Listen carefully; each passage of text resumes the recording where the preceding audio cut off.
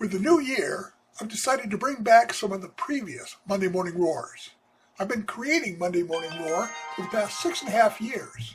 I have over 340 episodes of Monday Morning Roar on my YouTube channel. I'm going to select an encore presentation for every Monday in 2025, and then maybe in January of 2026, I'll start producing more new ones. I hope you really enjoy these. I really enjoy recording them.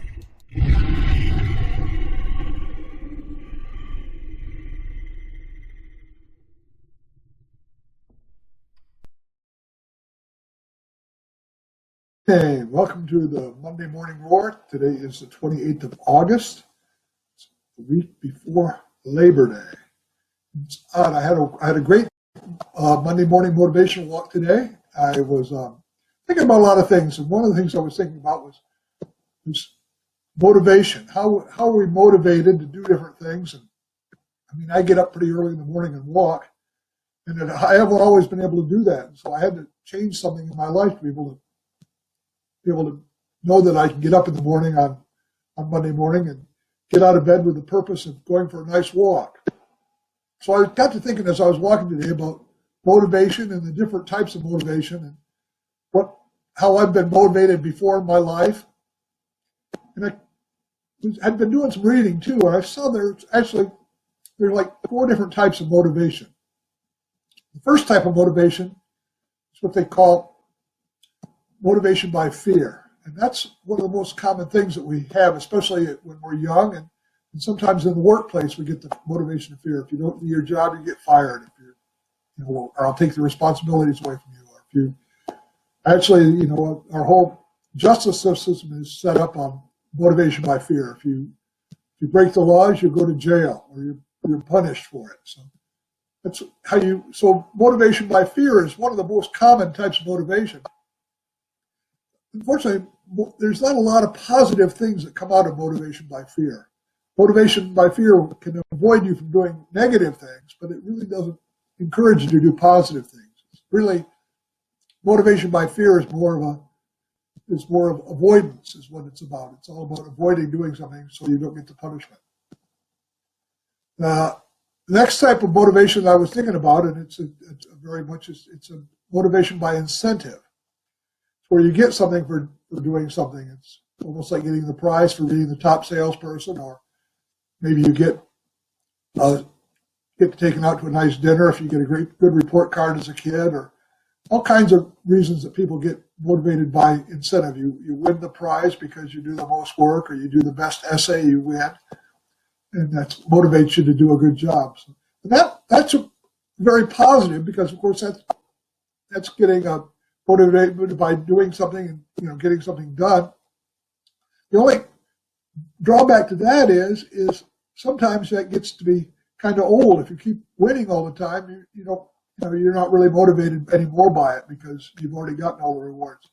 I was at a awards dinner for a Toastmasters a couple weeks ago, and there was a lady at our table they were handing out quite a few awards for different things, but one lady at our table had like 7 different awards. I thought, well, I got to thinking about that. I wonder how real motivating that is. I mean, she's got to be motivated to put all that stuff in her car. And I asked her if she had a fireplace with a mantle at home she could put it on. She said she didn't. She was probably just going to put them in a box.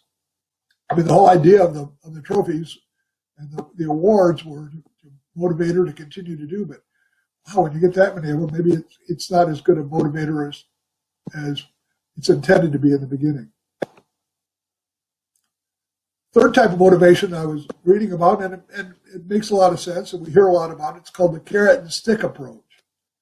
It's kind of like a combination of both the incentive and the fear.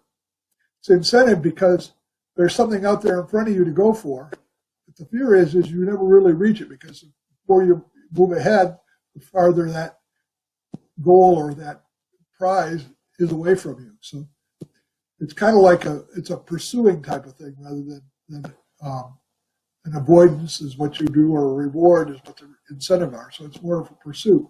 And I mean, some people enjoy the pursuit. That goes pretty well. Maybe that's a little bit better than the other 2 types of motivation, but it's still it can be difficult because it can be kind of frustrating because you just never really get there. The other type of motivation is one that people don't usually talk a lot about, but I really think it's probably about the most effective way to motivate. Now, most of these ways that we're talking are motivations, how we can motivate ourselves and how we can motivate others. And this other one really kind of works very strongly into that. It's called motivation by attitude. It's when you do something because you want to do it. And you want to do it because you've made it a goal or a purpose in your life to get something taken care of. When people are, and it's also very much of a self-motivating thing. People do things because they want to do it, not because somebody else told them to do it. They feel good about it because that accomplishes something in their life. I like to think that that's probably the way I'd like to set my motivation of both of myself and of other people, is to help them to be motivated because it's something that they want to do, something that aligns with their purpose and their goals so that they can get the things done that they want to do.